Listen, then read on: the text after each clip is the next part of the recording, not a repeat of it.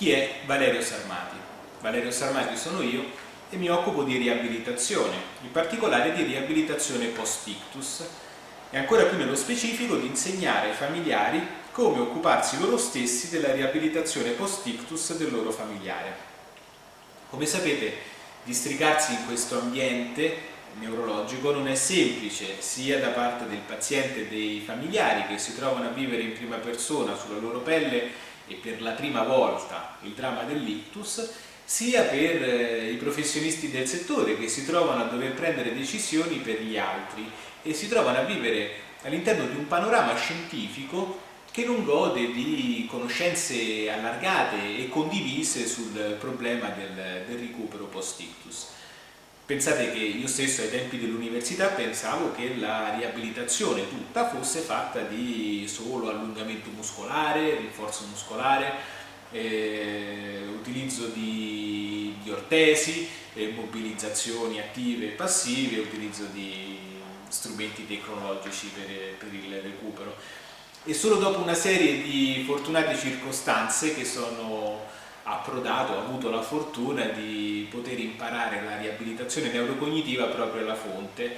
attraverso diverse borse di studio al centro studi di riabilitazione neurocognitiva diretta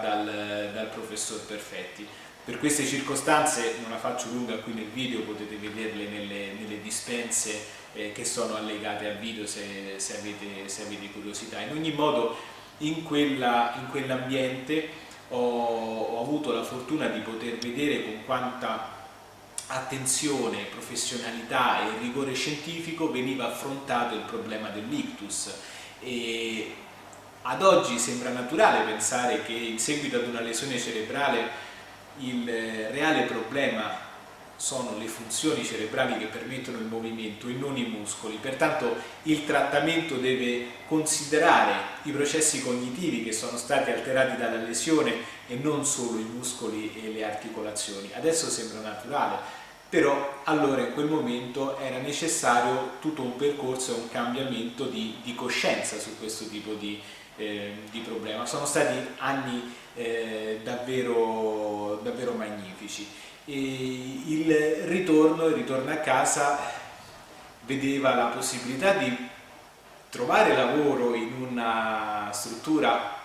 che offriva i classici 60 giorni di ricovero per un paziente che ha subito un ictus con tipologie di trattamento che non coincidevano con le reali necessità del paziente. Dico non coincidevano, ma posso parlare al presente perché tutt'oggi la situazione è tale, non coincidono perché le scelte terapeutiche mirano ad un recupero quantitativo che rapidamente vuol dare parvenza di alcune acquisizioni di autonomia, ma che in realtà non incidono sul reale problema dell'ictus, cioè le funzioni cerebrali, e non mirano ad un recupero di qualità, con tutte le conseguenze che conoscete, l'aumento dell'ipertono, della spasticità e tutte queste conseguenze secondarie che determinano dei problemi aggiuntivi a quello che non già offre una lesione cerebrale. Quindi l'unica scelta era di crearsi in piccolo quell'oasi degli anni nella clinica di Perfetti, attraverso il lavoro e lo studio con i pazienti, ma soprattutto con un'attenzione particolare ai familiari, all'insegnamento degli esercizi più indicati per poter affrontare la riabilitazione in casa. È da lì che nasce il progetto Riabilitazione Ictus in Famiglia, con questa nuova sfida della videoguida che vuol rendere partecipi più persone, anche quelle che non hanno la possibilità di trovare un appoggio professionale di riabilitazione neurocognitiva, e di poter offrire al proprio caro un supporto dignitoso e una speranza di recupero basata su degli esercizi concreti e delle pratiche concrete.